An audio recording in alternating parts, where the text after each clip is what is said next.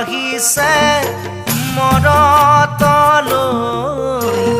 বৈকুণ্ঠৰ ভাগৱত বিলাই দিবলৈ চকুৰি ভকতে ভকতি কৰিছে শংকৰ গুৰুৰ চৰণ চুবলৈ কি ঐ ৰাম শংকৰ গুৰুৰ চৰণ